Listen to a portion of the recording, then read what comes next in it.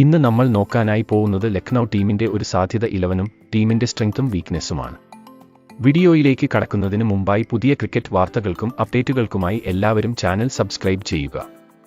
ആദ്യമായി ടീമിന്റെ ഒരു സാധ്യത 11 നോക്കിയാൽ ഓപ്പണിംഗിൽ മാർഷും മാർക്രവും പുറകെ പന്ത്, പൂരൻ, ബദോണി, മില്ലർ, അബ്ദുൽ സമദ്, ഷഹബാസ് അഹമ്മദ്, ആവേശ് ഖാൻ, രവി ബിഷ്ണോയി, മൊഹ്സിൻ ഖാൻ തുടങ്ങിയവരും ഇമ്പാക്ട് പ്ലെയറായി മയങ്ക് യാദവിനുമാണ് സാധ്യത. ആദ്യമായി ടീമിന്റെ ടോപ്പ് ഓർഡറിലേക്ക് നോക്കിയാൽ 1 ഡൗണിൽ മികച്ച ഇന്നിംഗ്സ് കളിക്കാൻ സാധിക്കുന്ന പന്ത് വരാനുള്ളത് ഒരു പോസിറ്റീവ് ആണെങ്കിലും നല്ല സ്പെഷ്യലിസ്റ്റ് ഓപ്പണേഴ്സ് ടീമിന് ഇല്ല എന്നത് ഒരു തിരിച്ചടി ആയേക്കാം. അതുകൊണ്ട് തന്നെ മാർഷ് തുടങ്ങിയവർ ഓപ്പണിംഗിൽ നല്ലൊരു സ്റ്റാർട്ട് കൊടുക്കേണ്ടതായി ഉണ്ട്.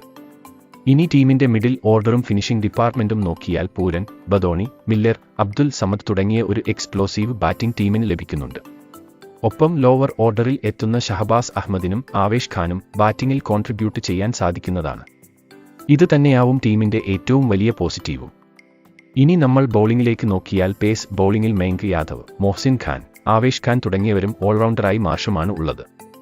നല്ല വിക്കറ്റ് ടേക്കേഴ്സായിട്ടുള്ള താരങ്ങൾ പേസ് ബൗളിംഗിൽ ഉണ്ടെങ്കിലും ഇതിൽ ഒരു എക്സ്പീരിയൻസ് പേസ് ബൗളറിന്റെ കുറവ് കാണാനുണ്ട്. അതുകൊണ്ട് തന്നെ വിക്കറ്റ് എടുക്കാൻ തുടക്കം ഓവറുകളിൽ സാധിച്ചില്ലെങ്കിൽ റൺസ് ഒരുപാട് വിട്ട് നൽകാനുള്ള സാധ്യതയുണ്ട്. ഇനി സ്പിന്നേഴ്സിലേക്ക് നോക്കിയാൽ രവി ബിഷ്ണോയി, ഷഹബാസ് അഹമ്മദ് തുടങ്ങിയവരും പാർട്ട് ടൈം സ്പിന്നറുമായി മാർക്രവുമാണ് ടീമിൽ ഉള്ളത്.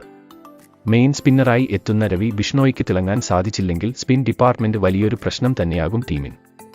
ഇവിടെയും വളരെയധികം എക്സ്പീരിയൻസ് ഉള്ള താരത്തിന്റെ ഒരു കുറവുണ്ട്. അതുകൊണ്ട് തന്നെ ഷഹബാസ് അഹമ്മദും മാർക്രവും നല്ല രീതിയിൽ പെർഫോം ചെയ്യേണ്ടതായിട്ടുണ്ട്. ഇല്ലെങ്കിൽ മിഡിൽ ഓവേഴ്സിൽ നല്ല രീതിയിൽ റൺസ് ഒഴുകാനുള്ള സാധ്യതയുണ്ട്. അവസാനമായി ടീമിന്റെ മറ്റൊരു നെഗറ്റീവ് നോക്കിയാൽ മിഡിൽ ഓർഡറിലുള്ള റൈറ്റ് ലെഫ്റ്റ് കോമ്പിനേഷന്റെ കുറവാണ്.